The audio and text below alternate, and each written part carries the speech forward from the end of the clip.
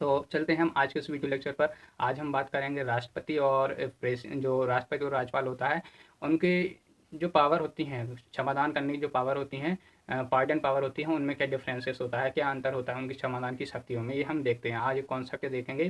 कुछ लोगों के मन में कन्फ्यूजन होता है, आज वो कन्फ्यूज दूर हो जाएगा कि उनके जो डिफरेंसेस होती हैं वो क्या होती हैं। सबसे पहले हम जान लेते हैं कि देखो, जो राष्ट्रपति होता है, राष्ट्रपति की पावर की यदि बात करें तो संविधान में, भारतीय संविधान में आर्टिकल नंबर 53 में राष्ट्रपति की पावर्स के संबंध में प्रावधान किया गया है, ठीक है।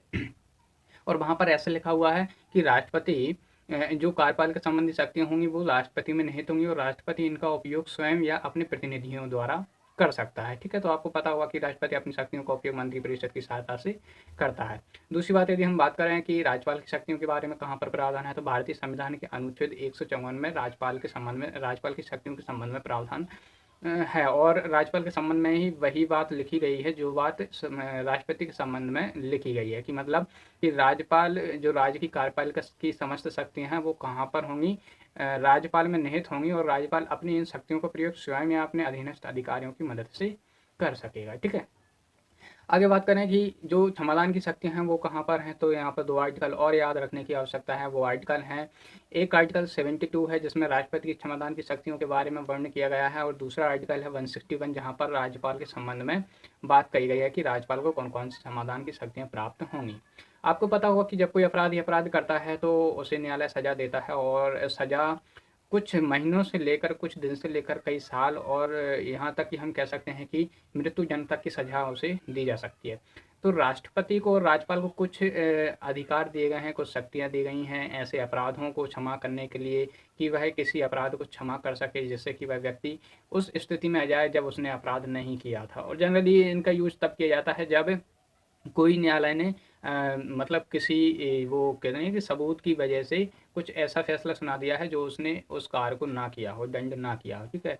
ऐसा बहुत कम होता है कि राष्ट्रपति क्षमादान की शक्ति देता है, बहुत ही कम मामले, रेयर केस आते हैं जहाँ पर क्षमादान की शक्ति का यूज किया जाता है, ठीक है। हम बात कर रहे हैं कि डिफरेंसेस क्या होगा राष्ट्रपति और राज्यपाल की क्षमादान की शक्तियों के बारे में, तो हम सबसे यहाँ पर 3 डिफरेंस के बारे में बात करेंगे। 3 डिफरेंस है इसमें। सबसे पहला डिफरेंस ये है कि देखो, जो राष्ट्रपति है उसको क्षमादान करने की शक्तियों के बारे में यदि हम प्रावधान देखें तो राष्ट्रपति उन अपराधों के मामले में क्षमा कर सकता है जो संघीय विधि के अधीन किए गए हैं। संघीय विधि कह सकते हैं कि जो केंद्र के अंतर्गत जो विधियां आती हैं, उन विधियों के खिलाफ यदि किसी व्यक्ति ने अपराध किया है तो उससे संबंधित अपराध, और राज्यों की विधियों से संबंधित अपराध को भी राष्ट्रपति माफ कर सकता है। क्या?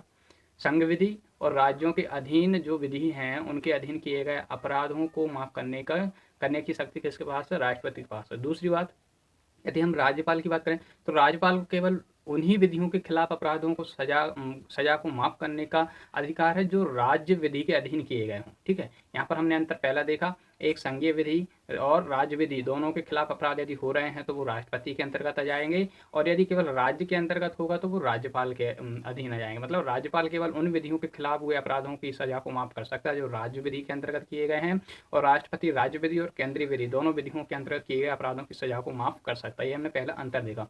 दूसरे अंतर की हम बात करें तो दूसरा अंतर आता है कि राष्ट्रपति के पास सैन्य अदालतों द्वारा दिए गई सजा को माफ करने का अधिकार होता है, जबकि राज्यपाल को ऐसा कोई भी अधिकार नहीं दिया गया है। मतलब राज्यपाल किसी भी सैन्य अदालत के खिलाफ दिए गई सजा को ना तो माफ कर सकता है, ना सीमित कर सकता है, ना निलंबित कर सकता है, कुछ भी नहीं कर सकता, ठीक है। उसे सैन्य अदालत के संबंध में हस्तक्षेप करने की पावर नहीं दी गई है। यदि हम तीसरी पावर की बात करें, तीसरे अंतर की बात करें, तो तीसरा अंतर ये होता है कि जो राष्ट्रपति होता है, राष्ट्रपति के लिए जो क्षमादान की शक्ति मिली हुई है अनुच्छेद 72 के तहत, तो राष्ट्रपति मृत्यु दंड की सजा को पूर्णतः माफ कर सकता है। क्या कर सकता है? मृत्यु दंड या फिर जो फांसी की सजा होती है उसे पूर्णतः माफ कर सकता है, लेकिन राज्यपाल के लिए ऐसा प्रावधान है तो, लेकिन बहुत सीमित अर्थों में। कुछ लोगों को कन्फ्यूजन होता है कि राज्यपाल मृत्यु दंड के संबंध में राज्यपाल के लिए कोई भी अधिकार नहीं है, लेकिन ये बात सही नहीं है। राज्यपाल भी मृत्यु दंड को माफ कर सकता है, लेकिन उसे पूरी तरह से माफ नहीं कर सकता है। बस इन दोनों के मृत्यु दंड को माफ करने की सजा में अंतर इतना ही है कि जो राष्ट्रपति है, राष्ट्रपति मृत्यु दंड की सजा को पूरी तरह से माफ कर सकता है, लेकिन राज्यपाल मृत्यु दंड को माफ तो कर सकता है लेकिन पूरी तरह से माफ नहीं कर सकता। यही अंतर है।